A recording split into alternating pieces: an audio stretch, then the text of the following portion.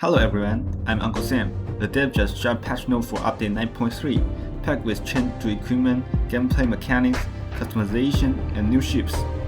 However, after taking a close look at the detail, I honestly think these massive changes are going to completely shift the current meta. And as a long-time player, it leaves me feeling a bit uneasy. Today, let's go through what update 9.3 is bringing to the table. Regarding equipment, update 9.3 expands total slots from 3 to 6, but the gap between tech tree and the premium ships is night and day. When you buy a stock tech tree ship, slot 4 through 6 are completely off limits. You have to upgrade the ship first before those extra slots become available to purchase with silver. This makes silver an even scarcer resource than it already is. Premium ships, on the other hand, are completely upgraded. You skip the extra requirement entirely, though you still need to spend silver to unlock slot 4 through 6. An update like this is definitely going to provoke major backlash of the community. Improved equipment will officially arrive in this update, while Universal Legendary will not. But unlike what many of us guessed, improved equipment will not reduce the original debuff of standard gear. Instead, while keeping the same trade-off, it further boosts the buffs.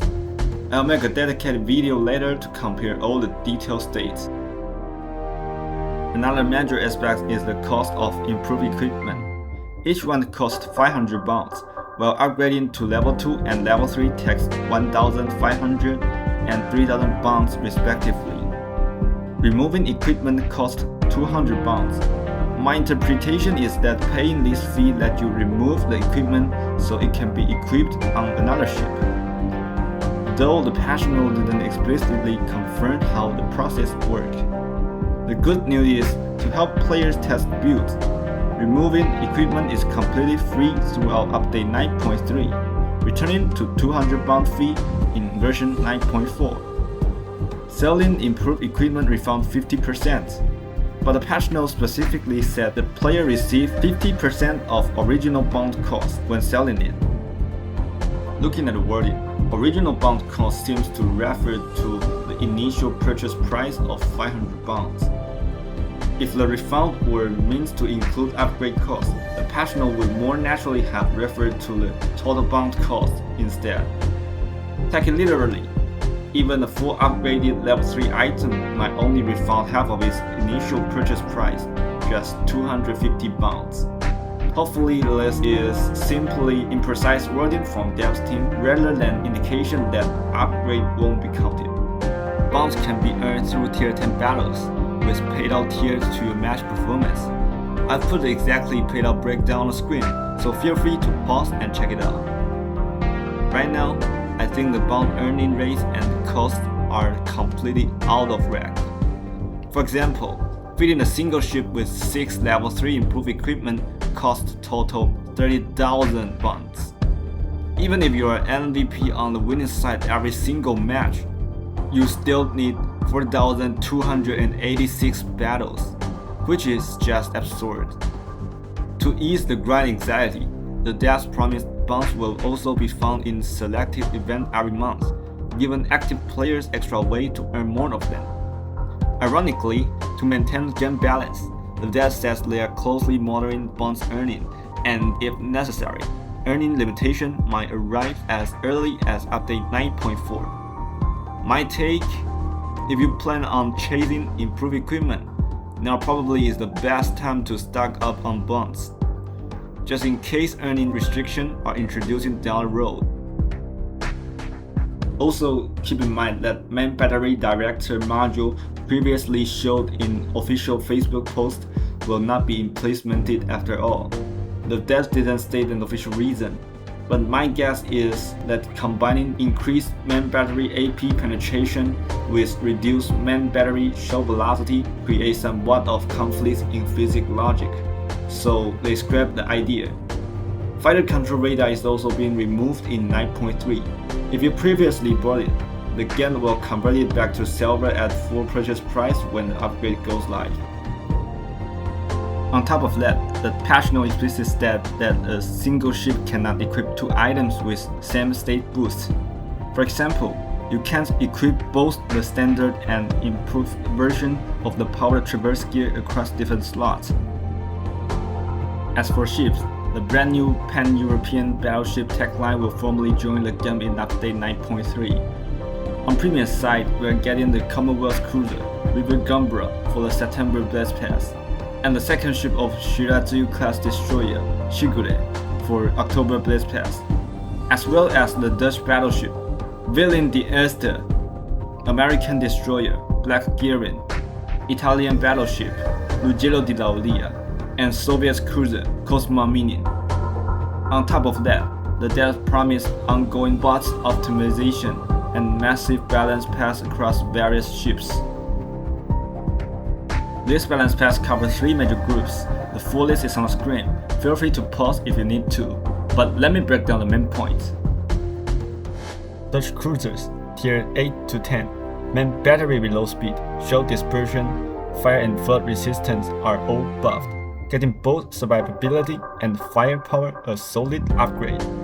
Soviet destroyers from tier 8 to 10 have received boost to AA damage, main battery reload speed, plus torpedo damage and flooding chance. Could this line finally turn its bad reputation around? Premium battleships.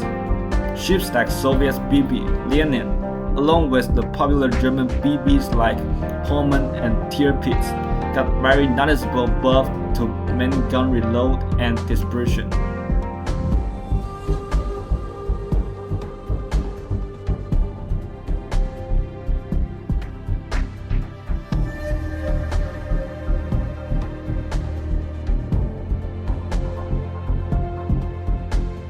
Now, these next 3 features are pretty player friendly, but they still need to come with key details you need to watch out for.